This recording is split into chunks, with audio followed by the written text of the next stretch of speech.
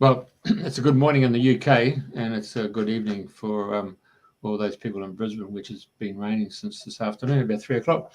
Mind you, it's a pleasant surprise for the people in the UK to get some sunshine. So, without further ado, I'll hand it over to Andrena. Thank you, Jeffrey. Hi, everybody, and welcome to Dreaming the New Dream, wherever you are in the world, or if you're listening to a replay, welcome. And today it's our great pleasure to have Dr. Alex Ling on the show.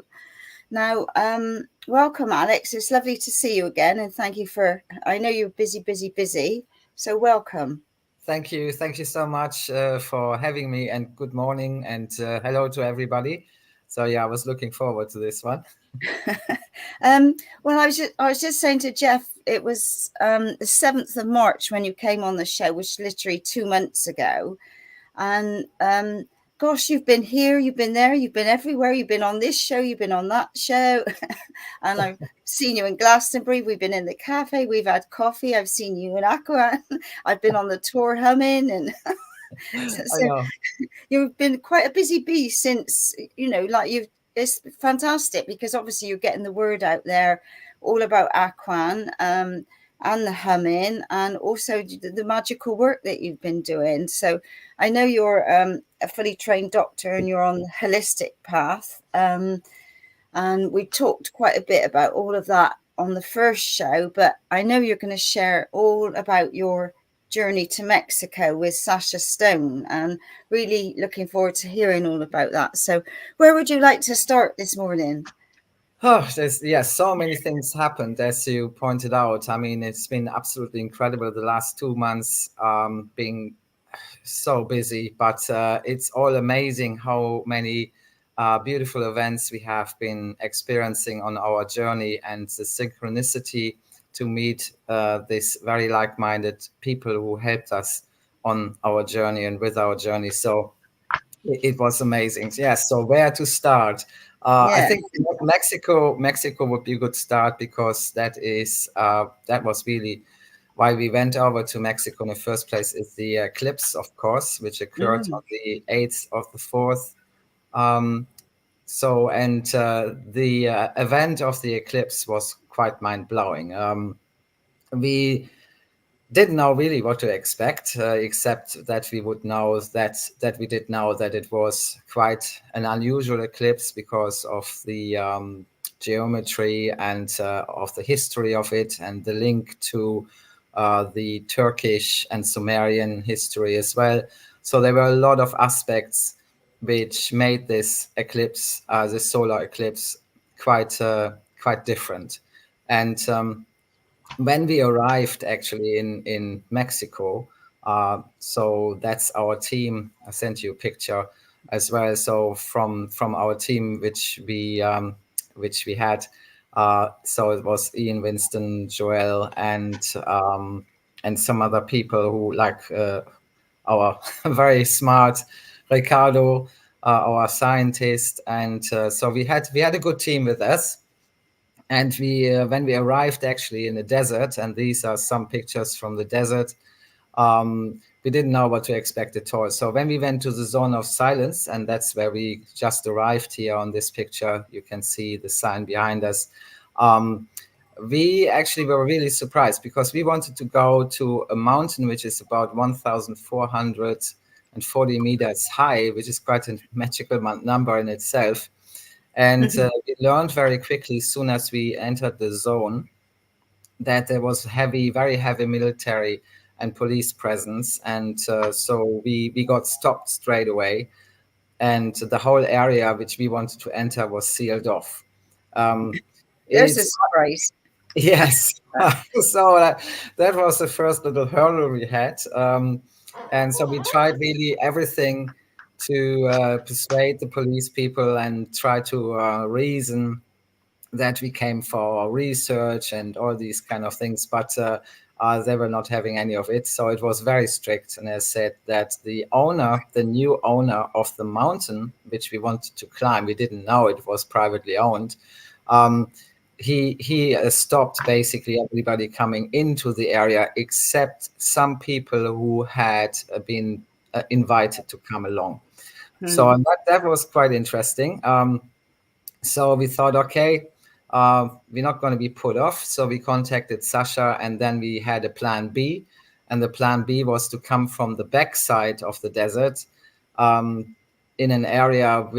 The area was known anyway for UFO activity, and it's quite an unusual and very strange area because it is like an ancient seabed, which is about 200 million years old. So that's why we had this enormous,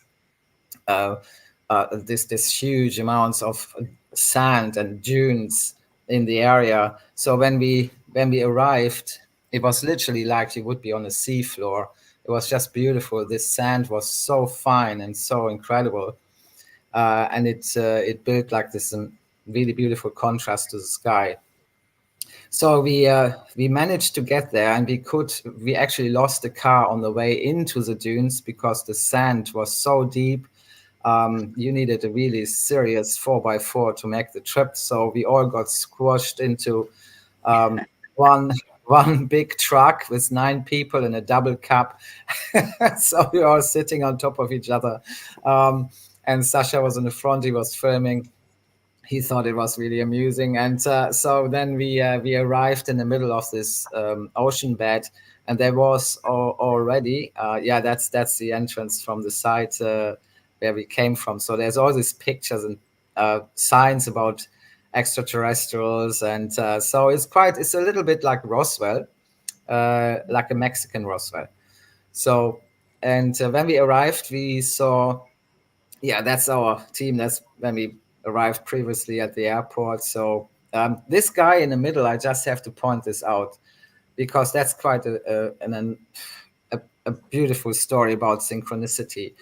So the Mexican guy with his wife, who's to his left, his name is Nestor, and his wife is called Brenda. And when we arrived at the airport in New Mexico, we had to take another flight. Mexico City. Then we had to take another flight to Torreon. And we had actually one day where we didn't have any hotel. We just realized that we had this kind of gap where we didn't know where to stay. And because of the eclipse, it was pretty much impossible to find anywhere. There were loads and lots of people in the area. So, and on the shuttle, on the bus to the next plane, we were just talking about it. And some young people said, oh, you can stay with us because we have a big house. They came from America. And then Nestor turned around to us and he just looked at us and he said very seriously, he said, no, you come with me. And then we didn't know him at all. And we just felt like, okay, we just come. And then we collected our baggage and all this luggage. And so we thought, really, like it is very often, maybe he just said it and he disappeared. And there he was outside standing with his wife waiting for us and saying, okay, follow me. And then he took us to his parents' house, who went away for holiday. And we just got the keys and he said, there you go, there's your house, do what you want, this is your home. And so it was, and that is one of the first experience we had with Mexican people, and it just kept coming.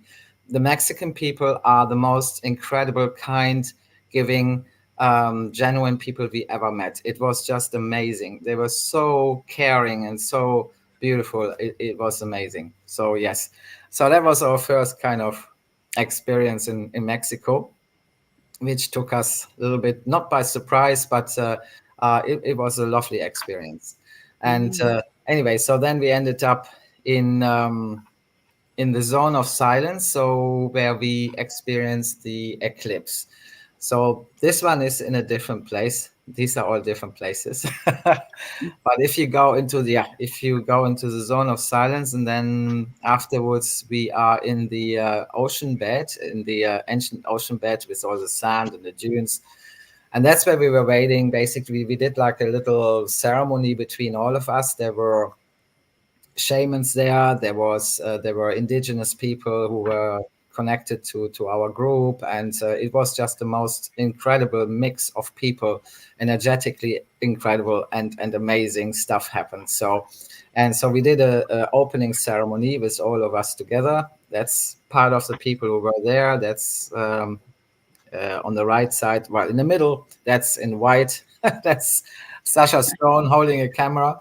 And on the right side to him, there's Ricardo and Eduardo. So they are Mexican people. They're very switched on and very kind of spiritual.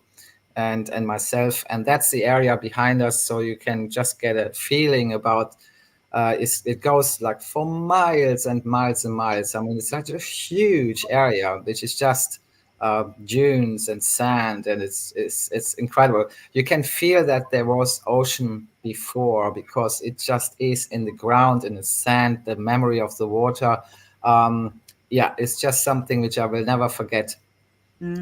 Absolutely energetically so charged up. And this, yeah, Yvonne is a shaman, but also she is a medium, and she is connected to the Pleiades, and she's communicating with extraterrestrials. I mean, she is just, wow. We got on like a house on fire. And I had a show previously, and that's her husband on the other side, Eduardo, who is a shaman, and he's absolutely incredible. His knowledge about nature is mind blowing. So and we got on like a house on fire immediately. I've had a show with them together, and Sasha previously to that, a few weeks before that, and she said to me, she turned around when I was actually physically meeting her the first time, and she said, the masters have told me that we are going to work together. And and she said, you will come to my house after this is all happened, and then you stay. And that's what they told me. You come and you stay. And so that's what we did anyway. So after the whole event, we went over to see them, and we stayed with them for over a week. So, and they're the most amazing and genuine people. So loving, such beautiful souls. So yeah, that's the area behind me again, or behind us. And that is actually, that's Eduardo again. He is, as I said, he's a shaman, so he's connected to a tribe, and he was wearing his headgear. So that was the moment of the totality when we literally just started the hum. So the first moment when I closed my eyes and took my first breath to do the first hum. It was amazing. There is also a video. I don't know if you can play it here, but the video is actually showing. Yeah, I think that's the one. If you tap on it, hopefully, and the sound should give you. So when we started to, is that the one? Might be the next one. Yeah. There is a sound of an eagle, which happened just in the moment when we started humming. And we recorded it. It's on the video. But there was no physical eagle above us or around us at all. It was just the sound. And we all kind of wondered where that was coming from. And then Eduardo said, oh, is the eagle meets the condor, which is like this. Yes. And it kept going and going, so on like this. And there was like just one event after another. But in that video, you see how the light is changing, and it was quite dark when the eclipse happened. And there was another thing which happened 3 days before that. The weather, which everybody, Nestor, all the local people which we met and spoken to, they said there are never, ever, ever any clouds in the sky in that area because it hasn't rained for 1.5 years in the area. So, and there was a band of clouds, and I think I sent an image about it, where we took a satellite shot, and we kept taking different satellite shots like almost every 2-3 hours to see if there's any change. And it was like someone painted like with gray paint, this cloud formation exactly over the path where the total eclipse is going to happen. It was unreal. For 3 days beforehand, that's what happened. So the whole sky was clouded up in our area. And so when we started to do the ceremony, it slightly changed. And then when we started the hum, it just kind of completely broken open, and the clouds kind of went into little tiny tiny specks of clouds, and the light changed, and the solar eclipse came through, and you could see the whole thing. It was just like magic. And that was something which because we had about 3 million people who joined in with the hum, and that was something which everybody was kind of experiencing around the world, depending, some were not, of course, in the path of the totality or in the path of the solar eclipse at all, like in the UK. But people noticed that here. Vivian, when she did the hum in Glastonbury, they noticed that too, because the weather was really bad. It was raining. And then when I started the hum and I finished, the sky kind of, she sent me some pictures, and the sky changed to stop raining. And that was something which people in Europe noticed a lot, and they sent us a lot of. Yeah, this is an interesting one, because this actually is a water sample which we have taken into the desert, where we have witnessed the eclipse. So we took a tiny bottle of water with us to be blueprinted by the event. And water, of course, as it has consciousness, is very intelligent.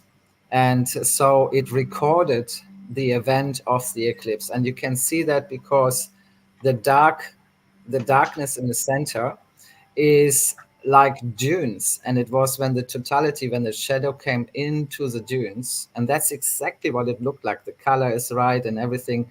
And then we have this big winged kind of, in this rainbow colors, like a bird spreading the wing out. And that's the eagle which flew, the spiritual eagle which kind of flew over heads, and we recorded the sound. So that is the memory of the water. So what we did is we took the water, and we have a specific way of photographing it. That's due to Ricardo, our scientist. And he has special lenses he was going to use in a special way of photographing it. There's a special camera and all this kind of thing. And so it's frozen water, like Dr. Emoto, but because of the color spectrum, you get just more information. And so that's the outcome, which is one of the beautiful images. We have taken about I would say probably about 200 different water samples from all the areas where we went, and we had a lot of these kind of images which were mind-blowing. Some of the water which we have been communicating with are from the lagoons, and the lagoons in the area are very, very important. So the lagoons are connected to the Laguneros and to the Eretillas. The Eretillas are an extinct group of ancient. It's an ancient tribe of Indians, and so they're of course they're not there anymore, but they are the descendants are still alive, which are around Mapimi, and that's after the eclipse. That was the next kind of stop where we went to. We went into the Biosphere Reserve in Mapimi, and that's also like a reservation to the people who live there, which are the descendants of the Eretillas or the Laguneros. So that was a real honor, because that was the area we tried to get into to go to the mountain, and we couldn't because the military was sealing it off. But the day after the eclipse, they moved out, and we had access to the area. So we went to see them, and it was difficult to communicate, because their Spanish is different to other regions, because they're different type of people. They have a different accent, and so it's like an older version of Spanish. But so they were very welcoming. And so because we had something in common, we did, of course, the aquan and the water research, and we are understanding how important water is, and how to communicate on a spiritual level with water. So we had something in common, and that was like a door opener. And so they were welcoming us into their homes and into their family, and they told us how they communicate with water. They showed us some of the water sources which they have, which is a well. And we went down this well, which was quite difficult. It was like a really old, rusty ladder, so which was very narrow. So I tried to get down, and I kind of got stuck because it had like a kink, and I just couldn't. I have not the longest arms, and I couldn't reach it to get to the water. And then Joelle, she's like a female Indiana Jones, so she just like, I do it, so, and she just went down and she just did it. She almost plunged into the water in the well, but she got some water. And then we analyzed the water as well, and it was beautiful. Absolutely. The water, I never tasted water like this in my life. It is like water plasma. The purity is incredible, and it comes from the old water tables, and it is from the lagoons, which are still underneath the surface. And it's just, wow, it's incredible structure. And they don't even filter, they don't do nothing. It's just coming through these old pipes, and it's being used. But yes, it was, there are some images of the water which we photographed as well. But yes, it was a mind-blowing experience, especially with the ancient descendants of the Urutillas. That was a very, very special event. So we're going to go back to the area on the 5th of July because June, sorry, because we have been invited to the laboratory, which is inside the biosphere reserve, and it's very close to that specific mountain, which is now privately owned. And because there are some tunnels, and we would like to investigate that, and the tunnel also leads to a hot spring, which seems to have some healing properties and very well known to the indigenous people around there, but very, very, very protected. There's a hacienda which is privately owned, very close to the entrance of the tunnel. And the guy who owns it had like a deal with the government, so that he was planning to get a lot of tourists into the area. But soon as this American guy was purchasing the mountain, the whole project was stopped, and he had been asked to stop promoting it as a tourist center, so it had been shut down. So that's what we know, something is going on there, and we have a very good idea what it is, because a lot of people had not just UFO experiences in the area, but also they have seen a lot of extraterrestrials within the area. And so, yeah, there are a lot of witness statements about this. There's also a government building in the area, which is also a little bit, has a question mark over it. What is it for? In the middle of the desert. So we will investigate very carefully and very respectful. So we don't want to cause any trouble. But yeah, the tunnels are accessible, so I've been told. And one of the indigenous people, they're going to show us how to get there. That's going to be really interesting, eh? Yes, that's going to be quite a special one. But we're also interested, of course, in the water which comes out of the mountain, and to see what it's like, because the whole area of the mountain, and that's why it's so different to any other areas, is of course a huge electromagnetic field, and your compass keeps just spinning. So, and where we were, the field was not as strong, but quite noticeable. You were quite you had endless energy. It was just like you didn't get tired.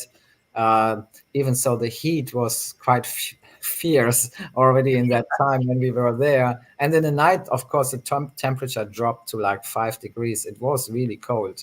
But out of the day, we had really a lot of energy, and there was no Wi-Fi. There's no no phone signals. I mean, it is a different way of existence there. They have only a landline inside the reservation, and that's what all the families are using. So it is really, they live off the land. use also, they haven't got access to doctors or something, so they're using herbalism, and this has been passed on from generation to generation, all the knowledge about this. They're producing their own flour, they're making their own bread. I mean, it's just, it's incredible. And the food that we have tasted there is just a completely different experience. And yeah, you don't have this kind of wasteful attitude we have, unfortunately, in the Western world, so everything has been used fully to kind of, but without any waste. So it's just, everything has its place. And water, of course, is very valuable because, as I mentioned, it hasn't rained for 1.5 years, and the water tables are still giving, but at some point there will be, and that is one of the biggest problems in the area. There is that there are also giant turtles. Apimi is known for the area, so they're massive turtles, and they're protected, of course. But there is a danger because the water is so low now that they don't find any water sources, which causes a problem for them too. And one of the main reasons that the water sources are drying up is that there is a lot of corruption, unfortunately, in the area, or in Mexico in general. And there is the farming industry, which is like a new, fairly new venture, and gives, of course, some jobs and some money. However, it brings a lot of negativity to the water tables and to the indigenous people who are around there and trying to protect the water and the turtles, because they are literally drying up all the water resources by using these sacred waters to water the cattle and use it for the alfalfa production, which they need to feed the cattle. So they're using about 10 liters of pure water for 1 liter of milk. And that is a big problem. So there's a lot of anger growing, and yeah, so there is a way of stopping it, and we have talked to the indigenous people, but they don't have the means to make it public because they're just not connected to this kind of networks we are. And so we promised that we would step in and would try and would like to help, to support in any way we can. And so we're going to donate my talks, which I usually don't charge anyway. And if there's any charge, it's donations to some groups who need the money. But we decided to use that money to fund these people, to raise the awareness, to create something where we can just try and stop this. I also put some of my personal money towards it to buy some of the land which is around the lagoons, to try and stop and push the agricultural the movement back a little bit. So just to buy some time, if that is possible. So we're trying all sorts of different things. We're going to go back in June and make a solid plan how we can do this, how it's going to look. So we also going to plan that we're not trying to get too many tourists into that area. That would accumulate some money, but it comes with a lot of negatives as well. So because it is an area which is like a gem, and we don't want to invade their lifestyle. They are, however, open to have maybe very, very small groups coming over and taking part in that experience. And I'm saying like maybe 5 people at the time, to be invited into the life of these beautiful people, and to learn a little bit about it and learn how to communicate with water. So, and that money will fully go to these kind of to this project, because the turtles are really going down in numbers. And once the turtles are gone, there's this kind of sacred link between the Laguneros and the turtles, of course. That would be the end of their existence too. So we want to really do something here.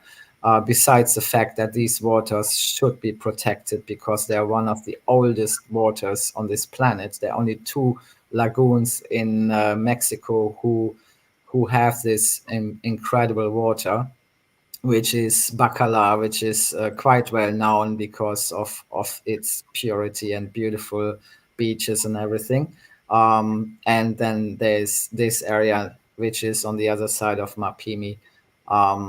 And these waters are equally important. They're maybe not so well known because, as I said, there is not that much tourism there, and that's why it doesn't get the attention it needs.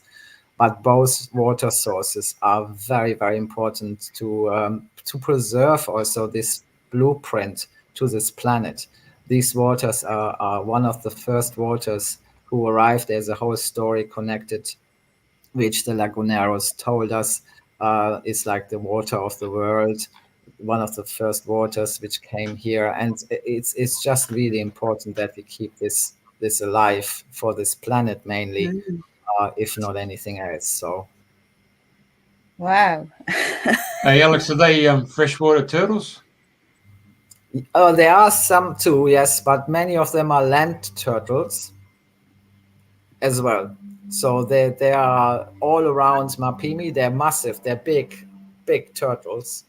But many of them are also water turtles. I think I've sent one of the pictures from some water turtles as well. Yeah, I was going to say I didn't notice any.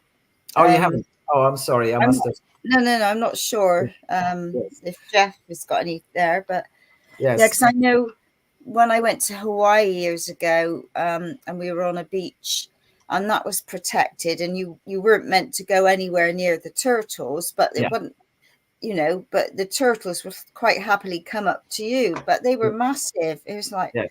and I know I can't remember which beach it was now, but it was full of turtles, and you got in the water and it was literally like I had an escort. I had one this side and one that side, and I'm going along sort of looking at that one and this one, and it was just the most amazing experience to be around a turtle. It really was.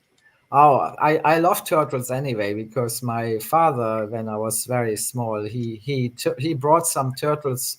I think it was from Greece or somewhere. He rescued a turtle, and that turtle was also a very large turtle. And I called her Daisy. I don't know why, but so she was massive, and she was very slow and very kind of. So yeah, we had her for quite a number of years, and we had another smaller land turtle, which we put to her for companionship. And the little one died unfortunately first because he was just an ordinary land turtle, but she could have made it many more years. But she died of broken heart because her little friend was so one season, because we had them in the garden. So people came actually to our house to study them because we just let them do what they needed to do. So they would kind of bury themselves, into the ground of the winter and then come out after hibernation, and then there would be this big clumps of earth sitting in the garden, and we knew they would come out, and then we washed them and got them all ready for the next summer. So it was a beautiful experience, and for us kids as well, because we learned a lot about turtles, and my connection to turtles is coming from that point, which is I just love turtles. And so we have seen there's a lot of very interesting things in the desert anyway. So people say always, oh, there's just desert, but it's not just desert. It's alive, isn't it? Oh my God, the flowers and the cacti, and I mean the color spectrums which we have seen because of this magnetic field. Every plant, all the plants are much bigger, much more vibrant. It really has an effect, and that's why they study it there as well. Has an effect on everything, and down to the insects and birds. I mean, the birds we have seen. I mean, I've never seen birds in those colors. I just like, wow. And the butterflies, they were massive. They were like birds themselves. So it was just amazing. And the night sky. And I mean, this is really for the people who come with us on those private tours. So they will be not disappointed. It's something, you just in nature pure. And if you are not a person who needs any kind of devices, or I mean, it's not for the faint-hearted, that's for sure. No. It is a tough terrain. It's not just the heat, but you have to do a lot of walking, and it's just a different form of existence. So we didn't had a luxury shower or anything. We had like a little canister of water, and we were kind of pouring it over us. So I mean, there are showers, but there's not much water around. So, you have to go to the tub, get your water, and wash yourself. So but it all worked out. I mean, so you just adjust to it. And we camped out there. Two possibilities. One is to camp outside, and we did that for the first couple of nights. And then they said, oh, you can have one of the huts. And the huts are very simple, very rustic, but they were clean. There's clean bedding. The beds are shared in this house. Usually between 3 and 5 people can sleep together in these buildings. And there was even a toilet in one of them, which is like, what they expected. And because they usually have outdoor toilets, which are compost, kind of toilets, and with sawdust, and they're very well done. I mean, it's you just get used to it. And so yes, but the benefit to be in nature with all the technology we have, and just to experience that silence, in the night, and that's, I mean, the stars in the night, the sky is just wow, it's incredible. And there also is because of the electromagnetic field, you have this enormous show almost every night of comets. So there's a lot of comets going, the asteroids, so I mean, you can see, but there's a lot of them who crash to the ground in that area, very tiny, small ones. So when you take a magnet, for example, and you go through the sand, all these tiny residues are sticking to your magnet. That's how so many have been coming down in that area, and had an impact, on the whole area as well. So we have a lot of we had like a magnetic what's it called, like a meter with us, and the energy is just like through the roof. Off the chart. Yes, yeah, really is. And it has an impact on your health, because for example, I had a bit of a knee issue, before I left, and my meniscus was playing up a bit. So and over there was nothing. All the pain just totally disappeared. You feel really well and really kind of switched on in many ways. So it's a really incredible experience. So, Alex, you actually flew in from the UK, from Heathrow, yeah? Yes, yeah, we did. The flight took about 11 hours. It was a really good flight. I'm totally phobic with flying, so but someone came to my talk and actually talked to me about it, and then I just remembered, and I kind of followed this advice, and I felt a lot better. So I flew over with Ian Winston. So he was next to me, and so it was good. It was. I just tried to put everything out of my head and thought, I'm here. The universe put me here, so I need to trust. And and then it was all good, So yes, it was very pleasant. 11 so you hours. flew. I'll just get this right. Yeah. For the people who are watching. So you flew from Heathrow to Mexico City, but I thought I heard you at the beginning that you went into America and then you came across. Oh, no, not to America. No. Oh. It was to Mexico City. I think I made a mistake when I said New Mexico. No. It was Mexico City. And from Mexico City, then you have to take a short flight to Torreon. And when you go to Torreon, from there, it's about 2 hours drive, let's say 2.5 hours, to the biosphere, to the zone of silence. So whoever's going to come with us, we had already some inquiries, but we and I do apologize that we can't take many people with us, and it will be we will try to take the people, and we're not kind of being awkward or anything, but we have to try and keep the people with us who are we think are the most respectful to come along. We just don't want to cause any problems. So no, well, that makes total sense. It's respecting the ancients, isn't it, really? absolutely, exactly. So this is not like an ordinary holiday. That's not what we do. So this is like educating, and this is like being part of something which exists for a very long time. We're not trying to change anything. We are just trying to absorb their knowledge and give something back in return to help with the preservation of the water and the turtles. So I bet when you first booked this trip, you'd never had any idea that you'd be going back in June. No, never, because we thought it's just like a one-off trip, and so we thought, yeah, we go there, have the eclipse, and all of this done, and then we return.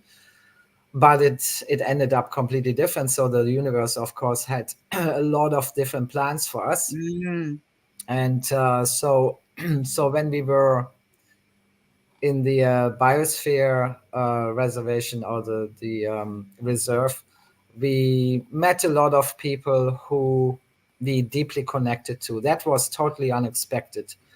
We didn't thought that we would be invited to such extent that they call us basically family. So that was very moving, and we really love the area. It's just something which sticks with you, and the people, of course. And so afterwards, we went to San Miguel de Allende, which is an absolute gem. And so that's about 8 hours away. So we will give the choice to people either to just do the Mapimi trip and then they can go home, or they can come to another part, which is a slightly more connected part in terms of there's electricity and there's luxury if you want it.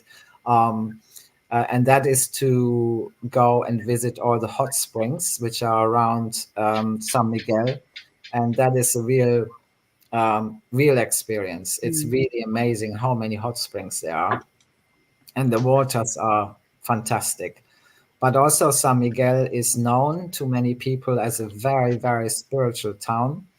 There's said that there is a huge plateau of rose quartz underneath the city, and there's a cathedral, so there's a lot of things to see. And energetically, I never met so many switched on people in one town.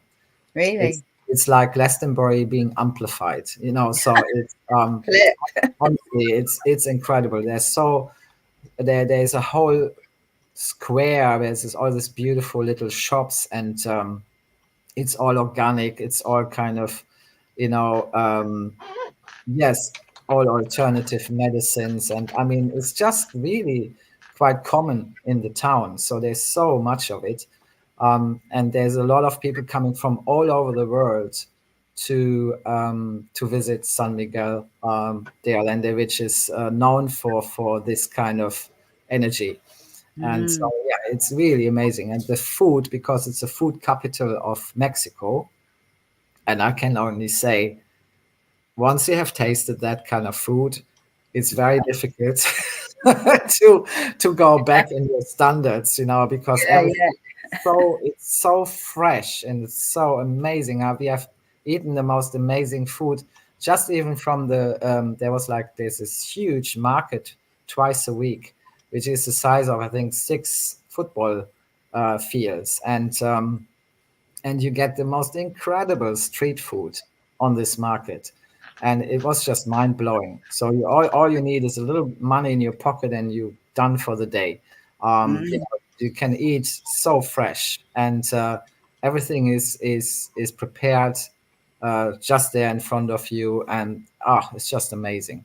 So yeah, we had everything happen which happened to us. We met so many incredible people on this journey who are switched on, and we have made so many new friends on this journey, who will also support and help us to spread the word about Aquan.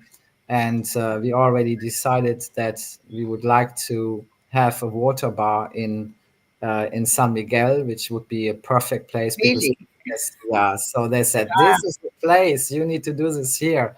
Yeah. But we are busy at the moment in Glastonbury because we are actually expanding our small water bar. We have just rented another shop which is just opposite, so the two go together very well. In So the Gauntlet, if people haven't been to the Gauntlet, they'll just go in and find you on the left-hand side. That's And right. if they Yes. come in from the other side, then they'll see the water bar first, won't they? Yes, that's right. So we have the old Indian takeaway, which is the slightly larger place, and then the place in the opposite. So we're gonna have the water bar on one side, and then we're going to do proper ramen, which is something which I always thought is missing in Glastonbury. Some ramen, some Japanese food, which is very fresh with some microgreen salads. So it's gonna be really good. So we have now the Some space. nice green tea. Yes, some nice, beautiful green teas, and so it's just going to be a nice place to just chill out, to hang out with other people, have chats.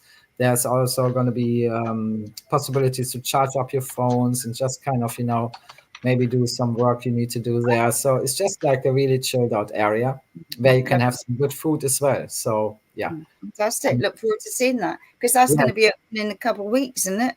Have you got a date-ish? Well, with a new place now, we had to put it back slightly because the new place is there was nothing in that place we could use, so we had to strip literally everything down to the bare walls and start again. So we've taken all the floors up and everything, and we're gonna create it all brand new because the smell wasn't that pleasant in there, so it kind of stuck to everything.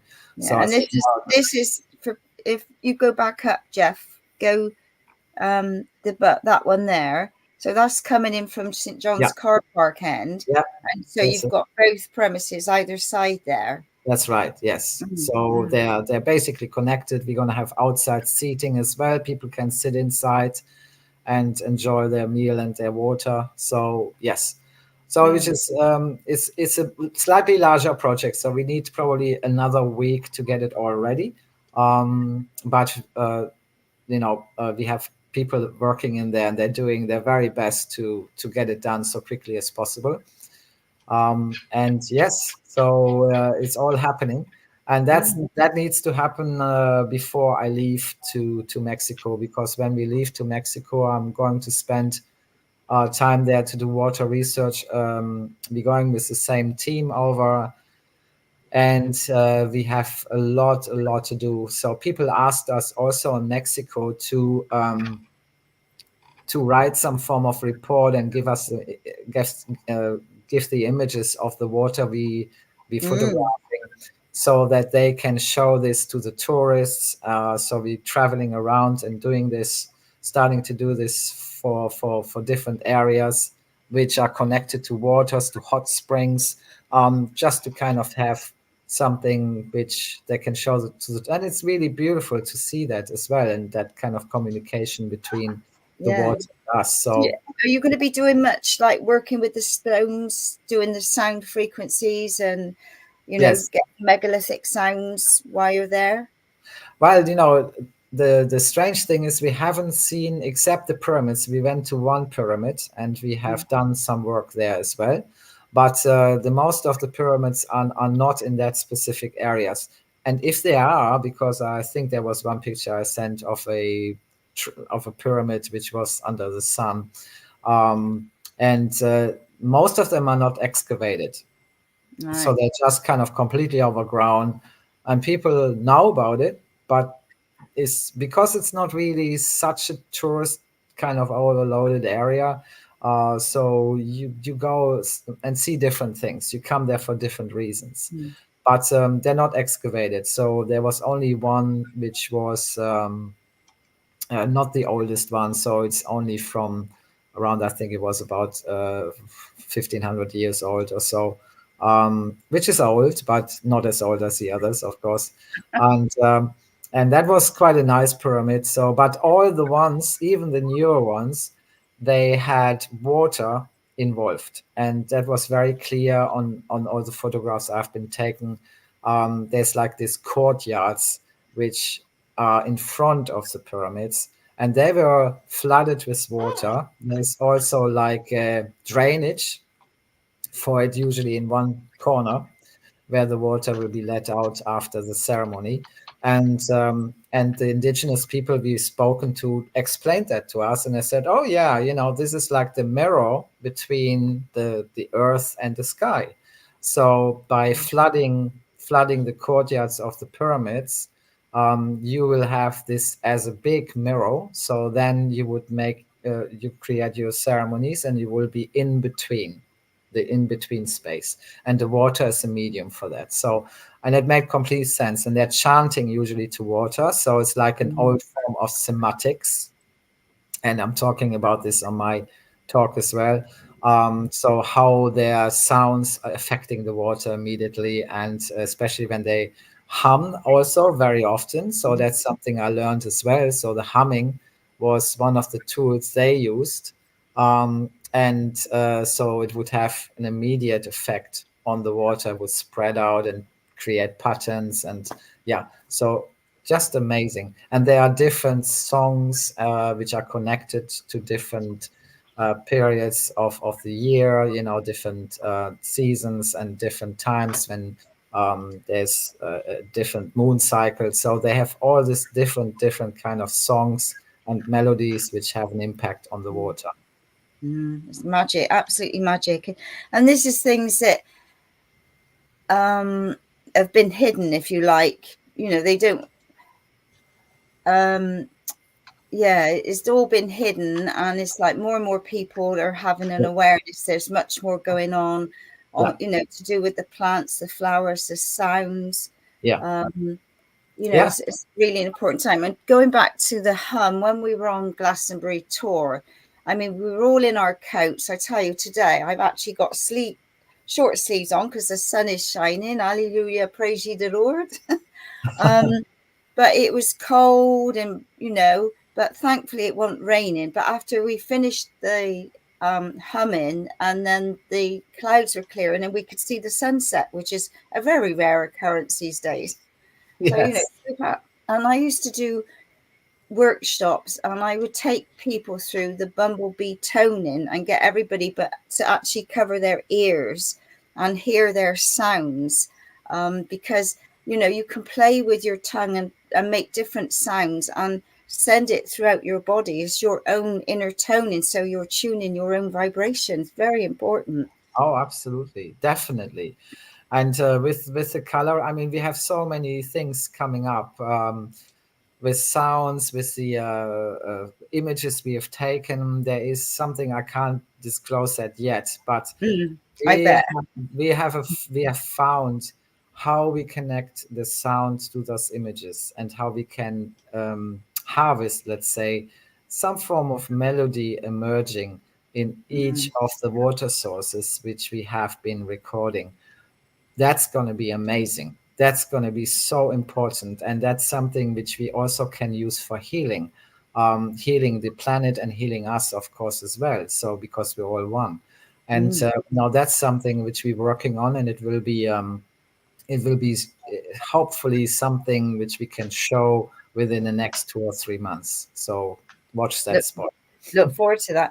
And going on to tomorrow night, you're at the town hall. So I know Vivian's arranged for you to talk about the secret language of water. So this is sort of a follow on from your talk, your previous talk that we all went to. So you're going to be there, from doors open at 6:30? What is it? Start at 7, is it?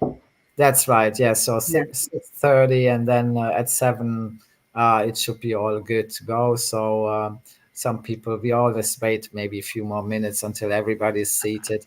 We're gonna have actually a hum beforehand.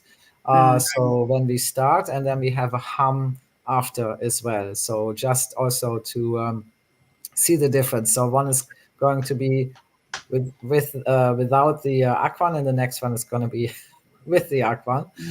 So just to see what the difference is, but also to clear the energy first, to get us into the vibration of the hum, and then continue that while we're having the talk, and then we give that vibration, and people can go home and have that resonating with them.